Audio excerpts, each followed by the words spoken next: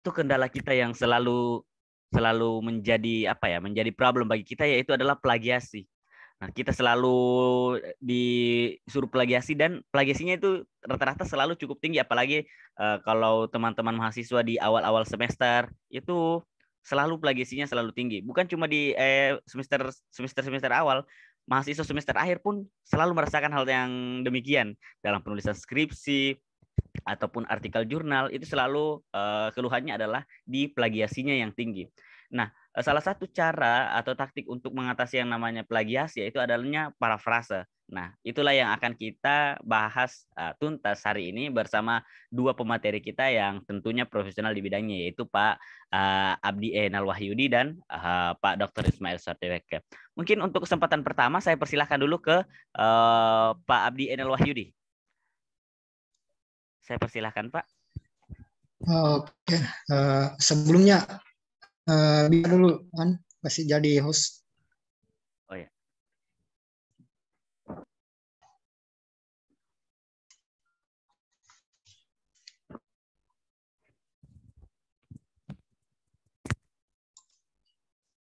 Oke, sudah, Pak.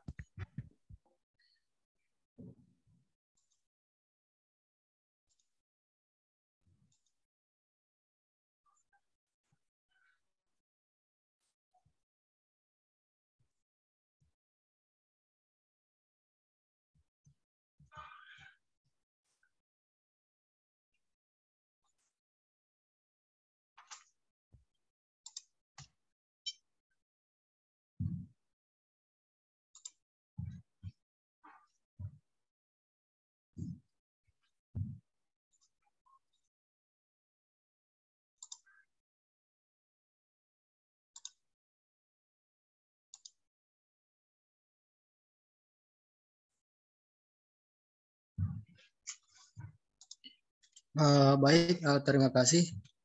Assalamualaikum warahmatullahi wabarakatuh. Waalaikumsalam warahmatullahi wabarakatuh.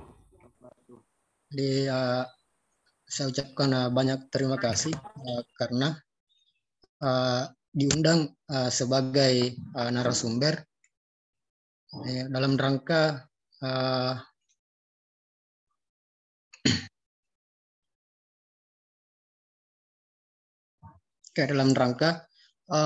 menulis akademik tanpa plagiat. Izinkan saya perkenalkan, nama saya Abdinal Wahyudi. Saya sekretaris redaksi di media tanpa kabar.com. Nah, sebelumnya tadi sudah dijelaskan sedikit oleh saudara moderator bahwa dalam penulisan akademik, jurnal atau skripsi maupun skripsi itu tidak lepas dari adanya plagiat. Nah, di sini saya akan berbagi pengalaman sedikit karena kalau dibilang bidangnya di ahli parafrase atau plagiat, mungkin ilmu saya tidak sampai di situ, tapi saya akan berbagi sedikit pengalaman sesuai apa yang kemarin-kemarin yang telah saya lakukan. Nah, memang perkembangan teknologi tidak dapat dipungkiri, sehingga kita dengan mudahnya mengakses informasi, melakukan copy paste di jurnal, di tugas-tugas kuliah, skripsi maupun. Nah, di sini dengan adanya copy paste seolah-olah mempermudah mahasiswa untuk melakukan copy paste dari hasil tulisan seseorang. Nah, sedangkan kita tahu copy paste plagiat itu sudah termasuk melanggar sebenarnya kalau plagiat, karena kita menciplak hasil karya seseorang dengan memasukkan di hasil tulisan kita sendiri. Nah, banyak kasus yang selalu dilakukan mahasiswa dalam mencegah ini plagiat. Pertama itu terkadang mahasiswa dia melakukan di penulisan makalah, jurnal dan sebagainya, dia masukkan tanda petik di kalimatnya. Ya, kemudian tanda petiknya itu dia beri warna putih. Ada juga memberi garis. Tapi sama saja, maka sama saja terdeteksi plagiat meskipun kita akali dengan berbagai cara. Nah, di sini kita untuk mencegah plagiat, kita melakukan parafrase. Disinilah kita akan membahas apa itu parafrase, bagaimana itu parafrase. Nah, langsung saja.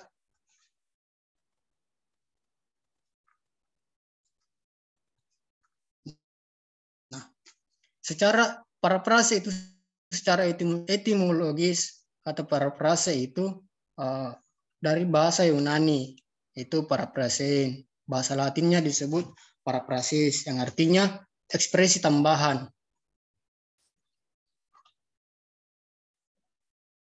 Nah, dalam ilmu bahasa linguistik, parafrasis adalah pengungkapan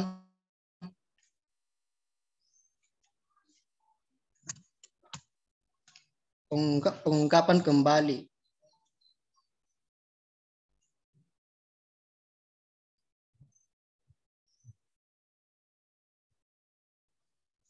Mohon maaf, tunggu sebentar ya.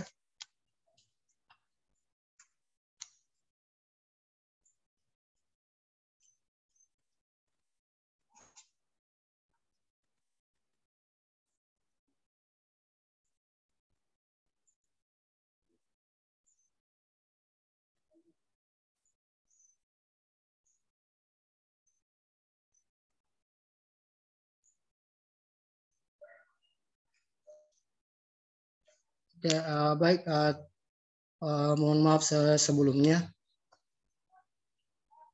Baik, saya lanjut. Dalam ilmu linguistik, parafrase itu adalah pengungkapan kembali. Sedangkan menurut KBBI, Kamus Besar Bahasa Indonesia, di sini parafrase mempunyai dua arti. Yang pertama, pengungkapan kembali atau suatu tuturan kata, sebuah tingkatan atau macam bahasa yang lain tanpa mengubah pengertian. Dan kemudian arti yang kedua, pengungkapan kembali suatu turunan dari sebuah tingkatan atau macam bahasa menjadi yang lain tanpa mengubah pengertian.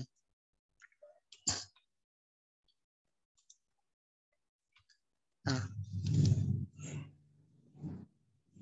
kita bisa menyimpulkan bahwa pengertian dari parafrase itu sendiri adalah penyajian kembali atau penulisan ulang sebuah konten yang telah dibuat oleh orang lain dengan menggunakan kata-kata sendiri tanpa mengubah maknanya.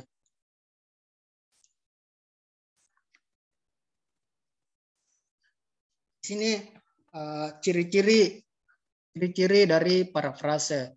Yang pertama itu konten disampaikan dengan cara yang berbeda, substansi konten yang tidak berubah, kemudian bahasa penyampaian konten yang dibuat itu berbeda, kemudian yang terakhir makna yang terkandung dalam konten masih tetap sama.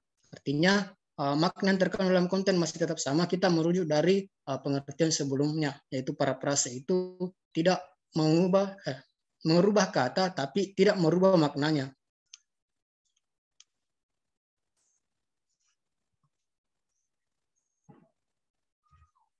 Jenis-jenis parafrase. Yang di sini ada 4 jenis. Yang pertama itu perubahan tata bahasa, kemudian yang kedua perubahan struktur kalimat, kemudian yang ketiga pengurangan klausul, yang keempat penggantian sinonim.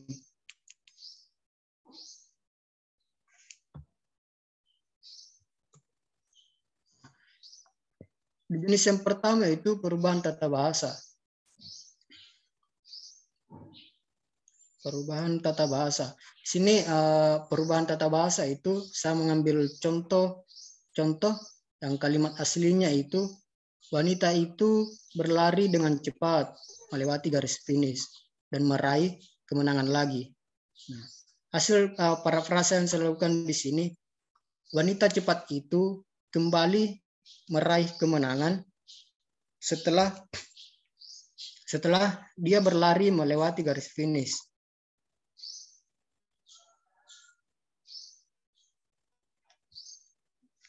Nah, kemudian yang selanjutnya yang kedua,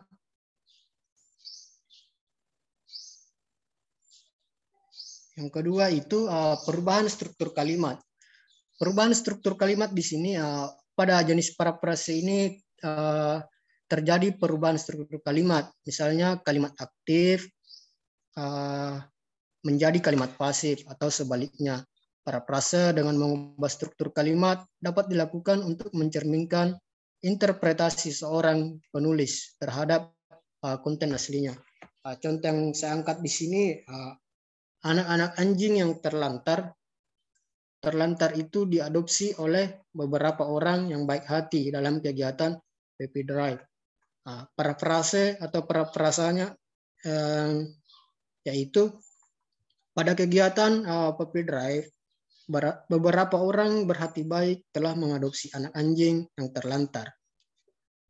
Sesuai dari apa itu perubahan struktur kalimat, di sini parafrasenya itu pada kegiatan Puppy Drive, beberapa orang berhati baik telah mengadopsi anak anjing yang terlantar. Jadi kita mengubah kalimat pasif, begitu pula sebaliknya. Kemudian yang ketiga itu pengurangan klausul.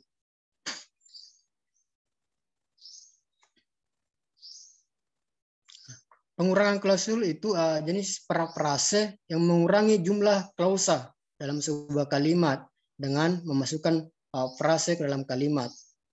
Contohnya itu, sementara saya paham dari mana asal Anda dan benar-benar menghargai pendapat Anda, saya berharap Anda dapat mengekspresikan diri Anda dengan lebih jelas seperti yang dilakukan oleh David. Parafrasenya, saya paham dari mana asal Anda dan menghargai pendapat Anda, tetapi saya berharap Anda dapat seperti David dan mengekspresikan diri Anda dengan lebih jelas. Di sini pengurangan kata klausul katanya ada beberapa yang kita kurangi dan kita penempatan katanya ada yang kita berubah posisinya. Kemudian yang keempat itu penggantian sinonim. Penggantian sinonim di sini bentuk parafrase yang paling sederhana, yaitu dengan mengganti kata-kata dalam teks dengan kata yang mirip atau kata sinonimnya. Contohnya yang saya angkat, warga yang lebih tua diberikan penghormatan dengan melakukan parade untuk pernah berada di militer. Nah, parafrasenya di sini warga senior diberikan penghormatan dengan melakukan pawai untuk para veteran. Nah, sudah jelas tadi bahwa penggantian sinonimnya parafrase dengan melakukan penggantian sinonim. Contohnya yang saya angkat itu tadi bisa dilihat di layar masing-masing bahwa yang berubah di sini yang lebih tua seorang menjadi warga senior.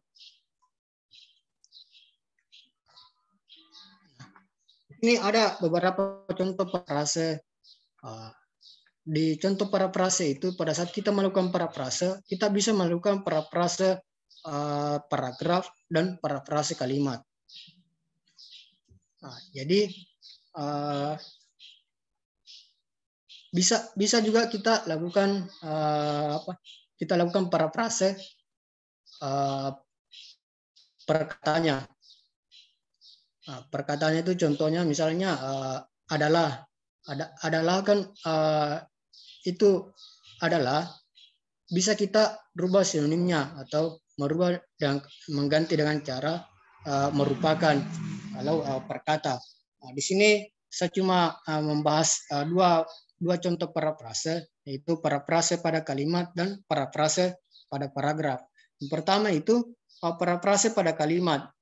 Nah, contoh yang di sini yang saya angkat untuk parafrase kalimatnya itu penulis ini kalimat aslinya, penulis harus dapat mengorganisasi pekerjaannya dengan baik agar mampu menghasilkan artikel berkualitas secara terus-menerus.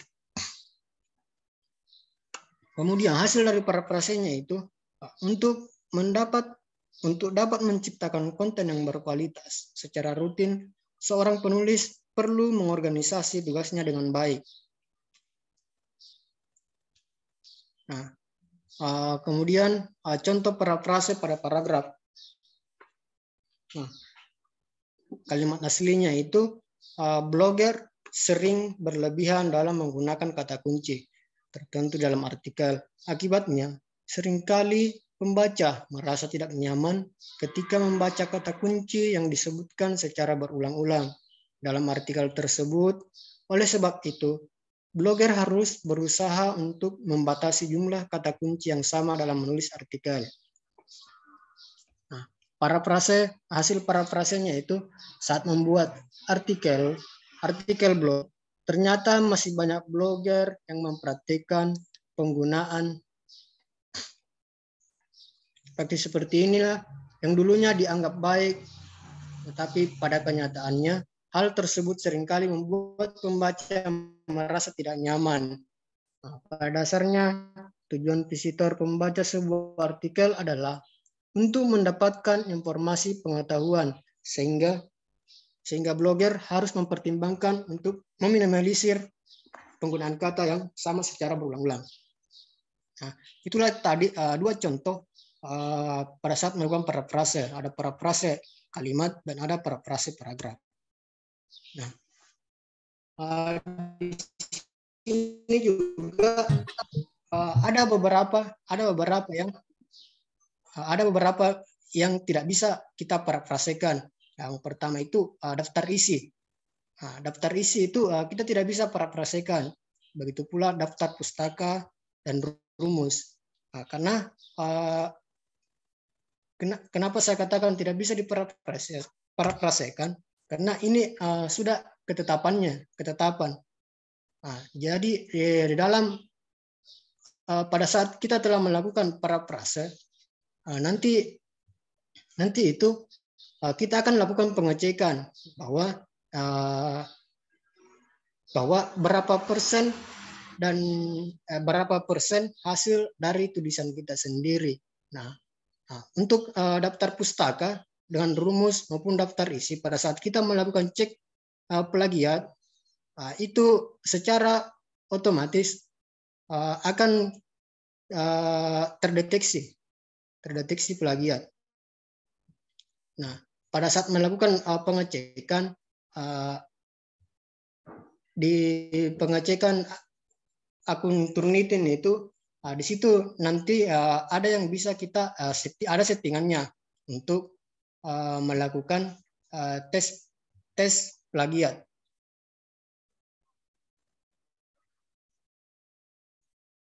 Nah, mungkin itu saja yang sempat saya paparkan pada pagi hari ini. Saya serahkan kepada moderator.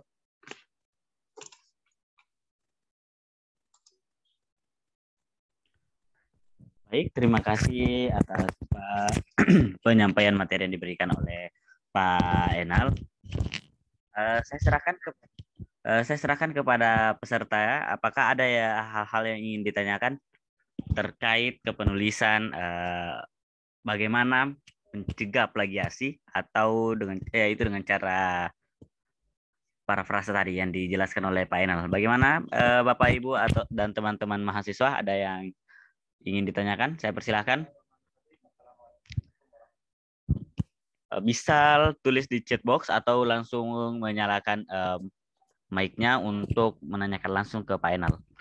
Mungkin sambil menunggu pertanyaan dari para peserta, saya ingin bertanya ke Pak Enal terkait bagaimana jika dalam suatu karya tulis ilmiah kita mengutip secara langsung, misalnya sebuah teori atau sebuah teori kita mengutip secara langsung, apakah ada apakah teori itu bisa kita parafrase, dan kalau tidak bisa, apakah ada cara mentaktisi kemudian sehingga teori itu atau kata-kata yang kita ambil itu mungkin teorinya cukup panjang atau bagaimana sehingga itu bisa mengurangi plagiasi kita. Saya persilahkan. Baik. Pada dasarnya pada saat kita melakukan kutipan langsung dari tulisan orang lain atau konten orang lain, teori penulisan teori, sebenarnya dengan caranya itu parafrase. Tapi dengan cara parafrasenya itu sesuai tadi sesuai pengertian dari parafrase itu, mengubah konten tapi tanpa merubah maknanya. Artinya kita merubah kata tapi kita tidak merubah makna dari konten aslinya. Mungkin seperti itu. Baik, terima kasih. Intinya di sini yang bisa saya tangkap adalah ini bisa menjadi pembelajaran juga bagi teman-teman bahwa inti dari parafrase itu adalah kita mengubah konten, kita mengubah kata tanpa mengubah makna. Jadi teori itu bisa kita parafrase, tapi dengan catatan tidak merubah maknanya ya Pak. Baik, selanjutnya saya kembali mengajak kepada para peserta, mahasiswa dan Bapak Ibu sekalian yang ingin bertanya terkait dengan penulisan artikel khususnya pada yang dipresentasikan tadi dengan Pak Enal. Saya persilakan kepada Bapak Ibu dan mahasiswa yang bergabung. Silakan langsung menuliskan pertanyaannya di chat box ataupun langsung mengaktifkan mic-nya. Saya persilakan.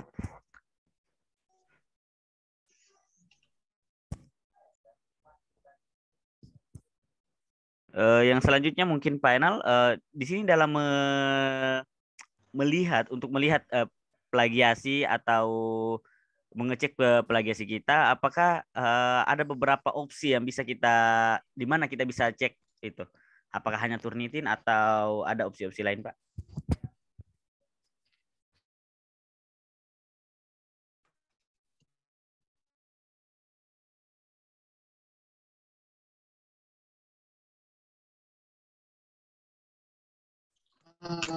Kalau untuk melakukan pengecekan plagiasi, ada tanya itu masih kalau Turnitin itu kan aplikasi yang berbayar. Nah, di website itu ada cekerplagiat.com. Nah, cuman yang saya selalu pakai itu langsung aplikasi dari Turnitin kalau untuk pengecekannya, karena lebih akurat. Karena pernah ada satu kasus dia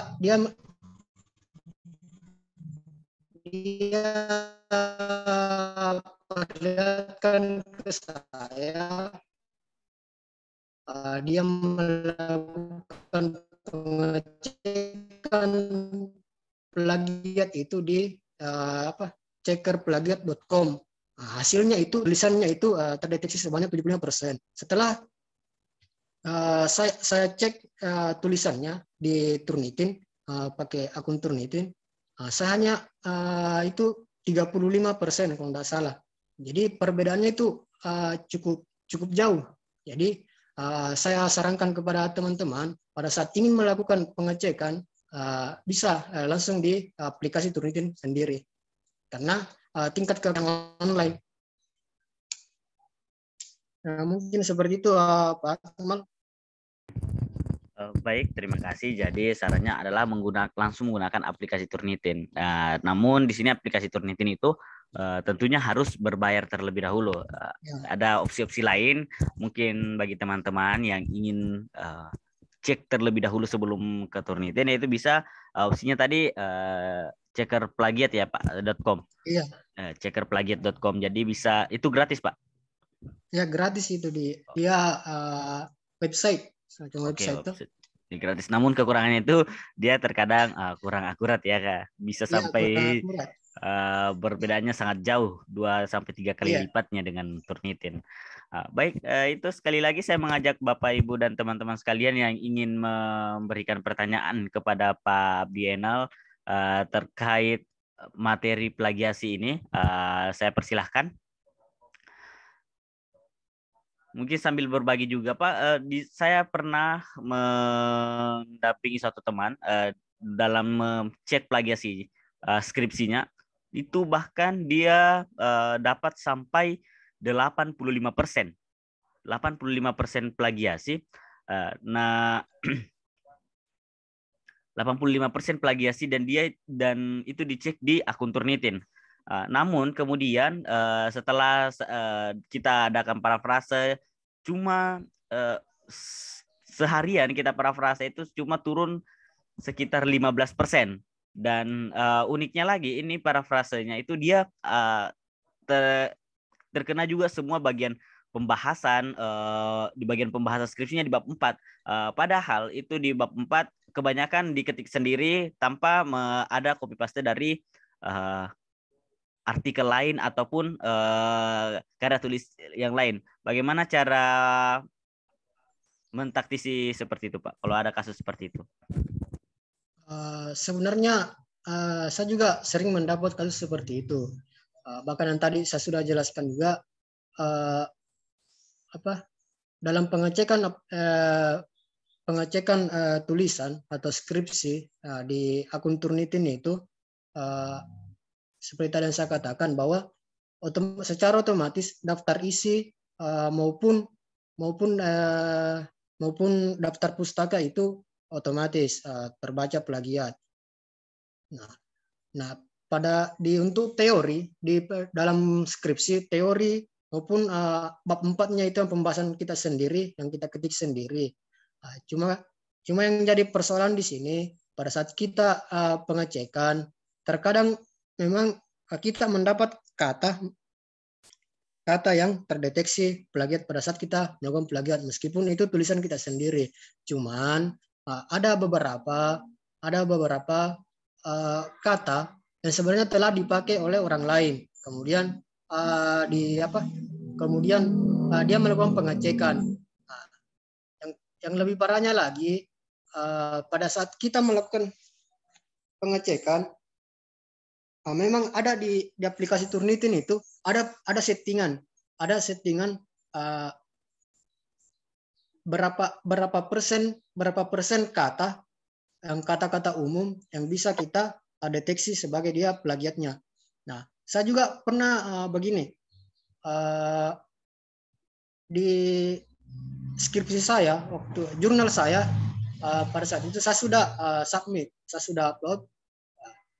Kemudian pada saat penulisan waktu saya kuliah S2, penulisan saya ambil semua teori-teori yang di skripsi saya. Kemudian saya melakukan pengecekan, itu sudah 99% plagiat. Meskipun yang muncul di situ plagiatnya itu hasil penulisan saya sendiri. Tapi pada saat saya melakukan pengecekan, saya terdeteksi plagiat. Nah, itu sebenarnya beberapa contoh. Terus untuk mengatasinya lagi pada saat pembahasan di bab 4-nya itu, meskipun tulisan kita sendiri, cara taktisnya itu ya mungkin kita melakukan parafrase. Sebenarnya parafrase ini sangat bermanfaat untuk kita sebagai seorang mahasiswa atau penulis, karena kita harus lebih giat lagi membaca, memperbanyak kosakata lagi. Jadi kita pada saat bab 4-nya meskipun tulisan kita sendiri, yaitu taktisnya itu ya kita berulang-ulang membaca terus merubah lagi kata apa yang bisa kita rubah. Nah, mungkin seperti itu, Pak Akmal. Baik, terima kasih atas penjelasannya. Dan selanjutnya kembali saya mengajak kepada teman-teman mahasiswa dan Bapak Ibu sekalian yang peserta pada seminar kita hari ini. Yang ingin bertanya saya persilakan bisa langsung di chat box atau langsung mengaktifkan mikrofonnya untuk bertanya langsung kepada Pak Enal. Bisa bertanya. Oh ya, saya persilakan. Saya persilakan Pak Nurman. Jadi begini, kan tadi dibahas tentang kelebihannya. Nah, yang mau saya tanyakan, apakah ada kekurangan dari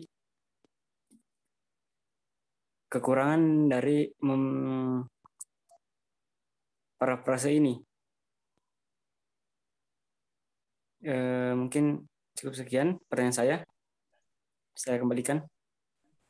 Baik, terima kasih Pak Nurman atas pertanyaannya yang menanyakan dari kita melakukan parafrase ini pasti dari tadi kita bahas kelebihan-kelebihan terus dalam melakukan parafrase. Nah, pertanyaannya apakah dalam melakukan parafrase ini ada kekurangannya? Saya persilahkan kepada Pak Enal. Baik, terima kasih ya pertanyaannya dari Saudara Nurman. Apakah ada kekurangannya dari parafrase? Sebenarnya kalau dari segi kekurangan pada saat parafrase, ini yang belum saya dapatkan kekurangannya sebenarnya, karena parafrase sebenarnya itu menguntungkan kita. Ya, kekurangannya itu kayak kenapa kita melakukan parafrase, mungkin apa ya, dari mahasiswanya sendiri yang malas mungkin itu, yang tidak mau melakukan perubahan kata di deskripsinya atau tulisannya. Nah, sebenarnya dari parafrasenya sendiri itu sangat menguntungkan bagi kita, apalagi kita dituntut lebih untuk memperbanyak kosakata, mendalami kosakata, kata-kata lagi. Nah kan sebenarnya parafrase itu hadir untuk membantu lagi dalam sebuah penulisan. Mungkin dari kalau segi kekurangan, selama ini belum ada kekurangan yang saya dapatkan. Mungkin seperti itu. Baik, itu tadi jawaban dari Pak Nurman. Untuk secara pribadi itu belum ada ya kekurangannya. Kalau saya pribadi juga menganggapnya seperti itu, Pak. Ini parafrase sebenarnya tidak memiliki kekurangan karena ini malah menguntungkan, sangat menguntungkan kita karena ini bisa membantu kita mengatasi masalah-masalah seperti plagiasi tadi itu, yaitu dengan melakukan parafrase. Namun mungkin kita di sisi lain kita harus kerja ekstra, berpikir ekstra lagi bagaimana bisa cari apa sinonimnya, terus apa bagaimana kita mengubah itu kalimat aktif menjadi kalimat pasif ataupun sebaliknya kalimat pasif itu menjadi kalimat aktif sehingga kita terhindar dari plagiasi-plagiasi seperti itu tadi. Nah, dan bagaimana juga kita pintar-pintar lah mengatur kalimat, kemudian paragraf, kata sehingga parafrase atau plagiasi yang sudah ada tadi itu kita bisa terhindar. Nah, selanjutnya masih ada yang ingin bertanya, saya persilahkan atau ada tanggapan dari tadi penanya, saya persilahkan. Baik, terima kasih atas jawabannya, saya sangat terima. Sekian dari saya kembalikan. Oke, baik, terima kasih Nurman. Selanjutnya yang ingin bertanya saya persilahkan kembali.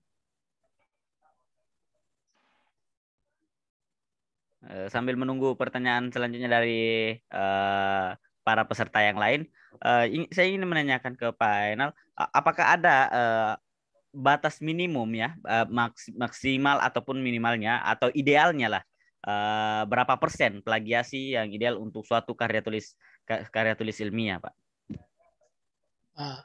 Sebenarnya kalau idealnya dalam penulisan karya ilmiah itu setiap kampus itu beda-beda. Nah, setiap kampus beda-beda dan meskipun dalam satu kampus itu setiap fakultasnya lagi beda-beda. Saya mengambil di sini akan saya alumni dari STIM Handayani. STIM Handayani itu minimalnya itu untuk melanjutkan proses ujian dan segala macamnya, minimal tulisan kita itu minimal 24%. 24%. Di UNAS kalau tidak salah itu 23, UIN 23 juga kalau tidak salah. Jadi untuk standarnya untuk plagiat berapa persen plagiat penulisan kita itu tergantung instansi. Baik, jadi tergantung instansi ya, betul sekali. Tadi juga saya kemarin alumni UIN juga, jadi di UIN itu juga 23% minimal plagiasi, maksimal plagiasinya. Kemudian ini, apakah ada kemungkinan, karena saya pernah lihat sebuah ini Instastory dari teman yang hasil Turnitin skripsinya itu 0%. Apakah itu memungkinkan karya tulis ilmiah 0% plagiasinya, Pak? Sebenarnya kalau 0% apa ya, menjadi sebuah pertanyaan. Nah, karena kenapa? Saya belum pernah dapati bahwa pasti dalam kita menulis sebuah karya tulis ilmiah, pasti kita mengambil referensi-referensi dari tulisan orang lain. Nah, kalau persoalan dia 0%, mungkin ada taktis lainnya. Nah, taktis lainnya itu sempat dia menjadikan file Word, dia jadikan gambar, baru kasih masuk ke Word. Nah, secara pada saat kita melakukan pengecekan, dia itu 0% memang. Saya pernah coba kalau gambar. Nah, tulisan itu kita jadikan bentuk gambar, lalu kita masukkan ke Word. Lalu kita melakukan tes plagiatnya itu 0%. Nah, mungkin inilah satu kekurangannya aplikasi Turnitin, bahwa dia tidak bisa membaca gambar. Baik, Pak.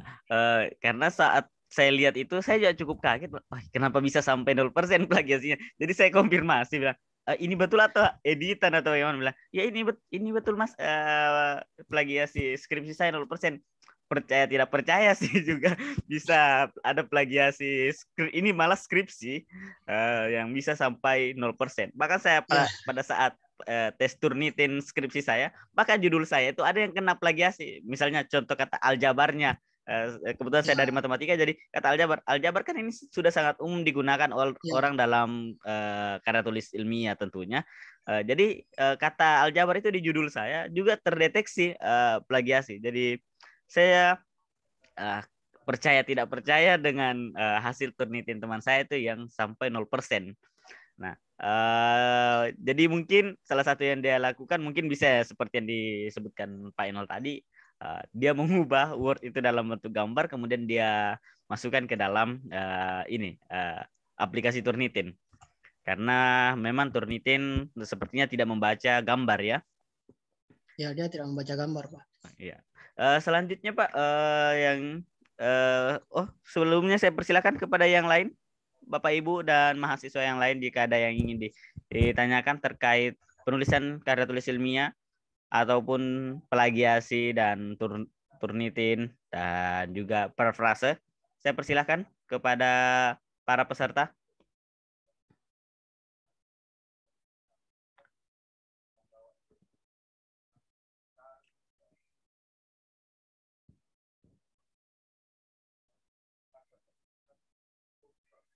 Bagaimana peserta yang lain? Jika ada yang ingin bertanya, langsung saja berikan pertanyaannya di kolom chat box ataupun langsung mengaktifkan mikrofonnya untuk bertanya langsung kepada Pak Enal. Selanjutnya Pak, mungkin sambil menunggu pertanyaan dari teman-teman yang lain, dalam memparafrase ataupun menguji plagiasi sebuah karya tulis, apakah kita kan biasanya menulis artikel dalam bahasa Indonesia, kemudian kita ingin submit ke dalam bentuk bahasa lain, misalnya bahasa Inggris pada umumnya, itu apakah kita translate terlebih dahulu kemudian diturnitin, atau sebelum kita translate kita turnitin memang dulu bahasa Indonesianya? Bagaimana itu Pak? Maksudnya kita menulis, cuman kita ingin Ya, kita menulis biasanya kan seperti saya dulu itu pada saat menulis skripsi kita disuruh ubah artikel kita ke dalam skripsi Bahasa kita menjadi Inggris. artikel. Nah, artikel Oh, itu artikel. sudah saya ubah kemudian katanya harus dalam bentuk bahasa Inggris. Nah, menurut Bapak solusinya itu kita dalam bahasa Indonesia ini kita turnitin memang terlebih dahulu atau kita setelah ditranslate baru diturnitin. Dan pertanyaan selanjutnya mungkin yang berkaitan itu apakah Turnitin bisa membaca terjemahan atau tidak, Pak? Kalau persoalan apakah Turnitin ini bisa membaca terjemahan atau tidak, dia dia mungkin kalau menurut saya itu tidak akan membaca terjemahan. Karena yang setahu saya Turnitin itu dia hanya teks saja. Jadi dia tidak akan membaca terjemahan. Jadi kalau terkait penulisan artikel, skripsi yang dirubah ke artikel, kemudian ditranslatekan ke bahasa Inggris contohnya, misalnya bisa kita turnitin dulu bahasa Indonesianya. Kemudian kita membuat bahasa Inggrisnya. Bisa juga dilakukan keduanya untuk membandingkan hasilnya. Apakah dalam penulisan dalam bahasa Inggris itu tinggi plagiatnya, kemudian bahasa Indonesia kurang. Nah, mungkin itu bisa jadi bahan perbandingan. Oh ya, jadi Turnitin ini tidak membaca Pak, terjemahan. Nah, selanjutnya ini kan ya mungkin sambil menunggu yang lain juga tetap yang ingin berikan pertanyaan, saya persilahkan ya, langsung saja aktifkan mic-nya kalau ada yang mau ingin. Dan ini Pak, apakah itu tidak apa ya, kan kita tadi di awal sudah disampaikan bahwa sebuah copy paste atau penjiplakan sebuah karya tulis itu bisa dianggap sebuah tindakan yang tak terpuji ya gitu, karena itu bisa saja kita sebut menjadi apa ya, kalau saya pribadi menganggapnya sebuah mencuri karya orang lain. Nah, kalau seperti itu berarti ini menjadi salah satu kekurangan dalam hal cek plagiasi, karena bisa saja ada oknum-oknum tertentu yang mengambil sebuah artikel bahasa Indonesianya seseorang, kemudian dia translate full, kemudian dia submit ke sebuah artikel internasional yang berbahasa Inggris, dan itu setelah diturnitin itu tidak terdeteksi. Saya rasa itu menjadi, apakah mungkin pertanyaannya apakah belum ada yang bisa atau fitur atau aplikasi lain yang bisa mendeteksi hal tersebut, Pak?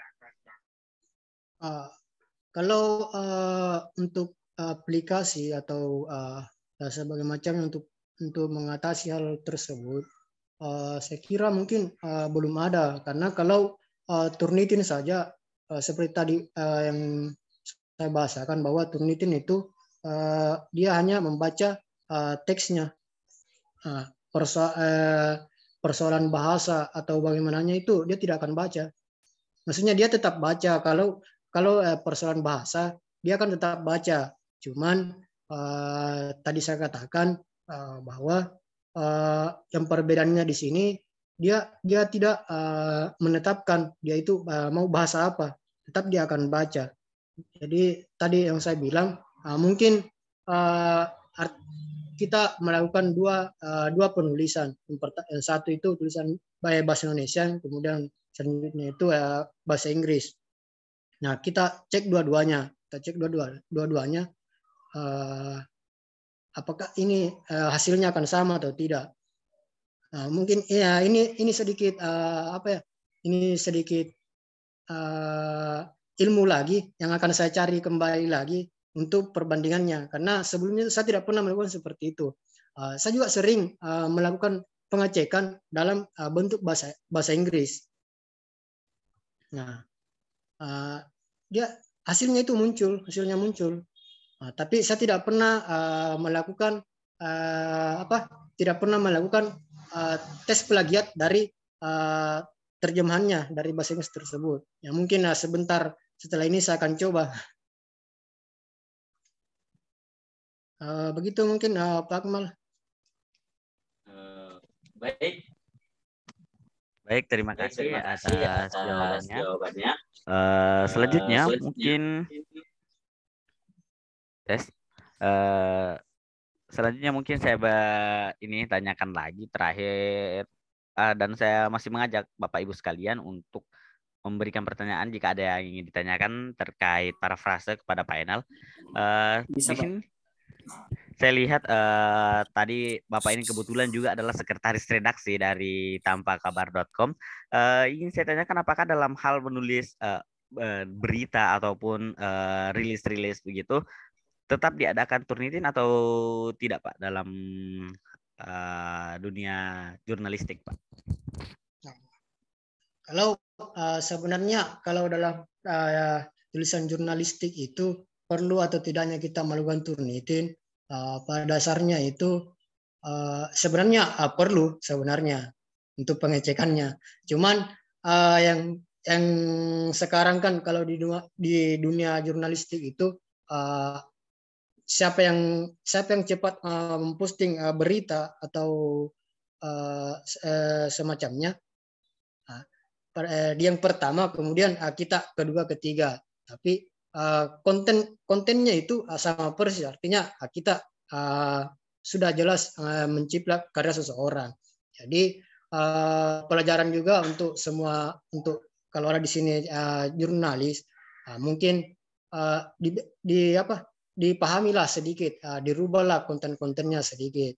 Kalau dari saya. Baik, terima kasih atas penjelasan dari Pak Enal terkait parafrase dan dalam hal penulisan karya tulis ilmiah. Baik, selanjutnya di sini pemateri kedua sudah hadir di tengah-tengah kita, yaitu Bapak Dr. Ismail Suhardeweke. Selamat pagi, Pak. Selamat siang. Ya, selamat siang, moderator.